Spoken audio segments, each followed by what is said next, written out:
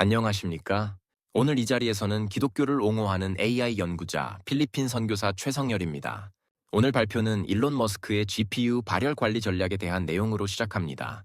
머스크는 개인 AI 사용을 위한 별도의 GPU 발열 정책을 공식적으로 발표한 적은 없습니다. 하지만 xAI와 테슬라의 대규모 AI 슈퍼컴퓨터 클러스터에서는 GPU 발열 문제를 해결하기 위해 액체 냉각 기술을 적극적으로 도입했는데요. 이는 수십만 개의 엔비디아 GPU가 AI 훈련 중 발생하는 극심한 열을 효과적으로 관리하는 데 초점을 맞춘 아주 실전적인 접근 방식입니다. 이 액체 냉각 시스템은 매우 상세하고 효율적입니다. 먼저 냉각 전력 절감 측면에서 공냉식 대비 전력 소비를 무려 89%나 줄일 수 있습니다. 또한 온도 관리 측면에서는 GPU 온도를 85에서 90도 이상으로 유지하여 성능 저하, 즉 스로틀링을 방지합니다. 머스크는 슈퍼마이크로의 직접 액체 냉각 기술을 xAI의 에콜로서스 슈퍼클러스터와 테슬라 기가팩토리 데이터 센터에 적용했습니다. 각 GPU와 CPU에 냉각 플레이트를 부착하여 냉각수를 순환시키는 방식인데요. 핫스왑 가능한 펌프를 통해 유지 보수가 용이하며 이 방식은 기존 공냉식 대비 냉각 전력 소비를 최대 89% 줄이고 GPU 온도를 안정적으로 유지하여 고부하 AI 작업을 가능하게 합니다. 이러한 시스템의 구축 과정과 효율성을 살펴보겠습니다. xAI는 놀랍게도 122일 만에 35만 개의 GPU 클러스터를 구축했습니다. 이는 미국 이동식 냉각 용량의 14을 임대하여 이뤄낸 성과인데요. 그록 AI 모델 훈련을 위한 초고속 배포를 우선시한 결과이며 이 과정에서 냉각 시스템이 핵심적인 역할을 했습니다. 액체 냉각은 열전도율이 공기보다 1000배 이상 높아 GPU 코어 온도를 20에서 30도까지 낮출 수 있습니다. 이로 인해 데이터 센터 전체의 에너지 효율인 PUE를 1.1 이하로 끌어내리는 효과를 가져옵니다. 이러한 기술은 지속 가능성 전략에도 크게 기여합니다. 환경 영향 측면에서는 수백만 그루의 나무를 절약할 만큼 전력 소비를 감소시킵니다. 물 공급 측면에서는 멤피스 데이터 센터의 경우 폐수 처리 기술, 즉 세라믹 멤브레인 생물 반응기를 활용해 하루 1,300만 갤런의 물을 냉각용으로 공급하며 가스 터빈 의존도를 줄였습니다. 슈퍼마이크로 CEO는 머스크의 이러한 접근 방식이 산업 전반에 걸쳐 액체 냉각으로의 전환을 촉진하여 수백만 그루의 나무를 절약할 만큼 전력 소비를 줄일 것이라고 언급했습니다. 이는 AI 붐 속에서 에너지와 환경 문제를 해결하려는 머스크의 포괄적인 비전을 보여줍니다. 다음으로 스페이스X와 xAI의 합병, 그리고 우주 기반 데이터 센터에 대해 말씀드리겠습니다. 최근 스페이스X와 xAI의 합병은 AI 데이터 센터의 에너지 문제를 해결하기 위한 우주 기반 프로젝트를 통해 대체 에너지 효율성을 강조하고 있습니다. 이 사업은 약 4조에서 5조 달러, 우리 돈으로 5천조 원 이상 규모의 자본 지출이 예상되는 궤도 데이터 센터 구축으로 지상 전력의 한계를 극복하는 것을 목표로 합니다.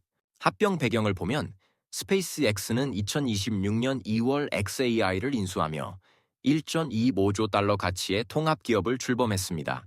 이는 스타쉽 로켓과 스타링크를 활용해 AI 컴퓨팅을 우주로 이전하는 전략인데요.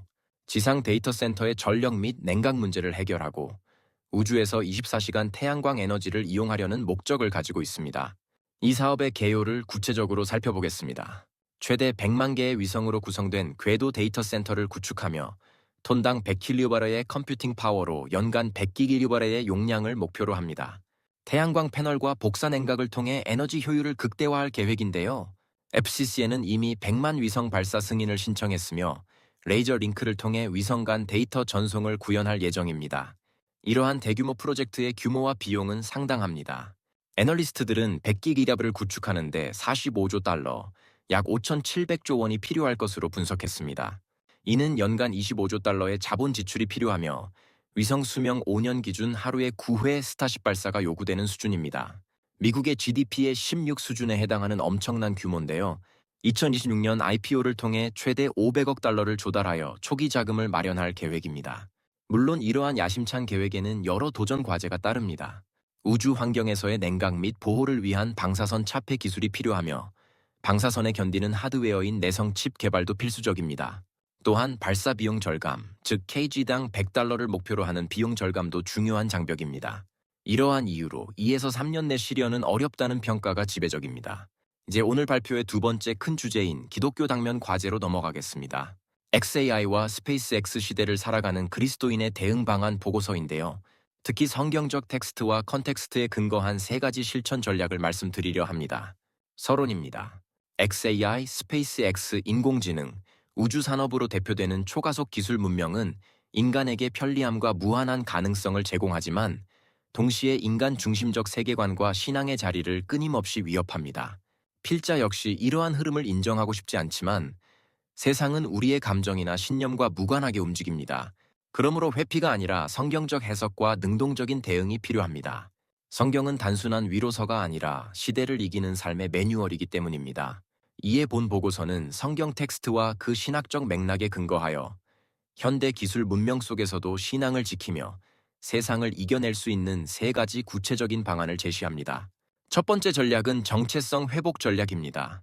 기술 이전의 하나님의 형상, 즉 이마고 데이를 기억하는 것입니다.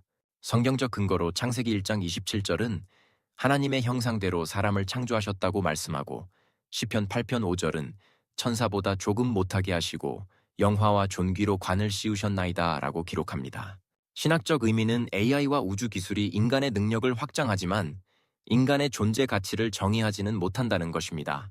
오늘날 사회는 생산성이 곧 가치이고 데이터가 인간이며 효율성이 선이라고 말합니다. 그러나 성경은 존재 자체의 존귀함과 하나님의 형상이 인간의 본질이라고 말합니다. 구체적인 실천 방안으로는 매일 말씀 묵상과 기도로 존재의 근원을 재확인하고 성공이나 성과 중심의 평가에서 벗어나 소명 중심의 삶을 설계해야 합니다. 또한 기술 소비자가 아니라 하나님 나라의 청지기로 자기 정체성을 선언해야 합니다. 기술 시대를 이기는 첫걸음은 나는 기계와 경쟁하는 존재가 아니라 하나님의 형상이라는 정체성을 확고히 하는 것입니다. 두 번째 전략은 해석력 강화 전략입니다. 텍스트로 시대를 분별하라는 것입니다. 로마서 12장 2절은 이 세대를 본받지 말고 마음을 새롭게 함으로 변화를 받으라고 권면하며 마태복음 16장 3절은 시대의 표적은 분별하지 못하느냐고 질문합니다. 신학적 의미는 문제가 기술 자체가 아니라 해석 없는 수용에 있다는 것입니다. 세상을 무비판적으로 받아들이면 결국 세속 가치가 신앙을 잠식하게 됩니다. 성경은 항상 사건, 해석, 신앙적 선택의 구조로 인간을 훈련시킵니다.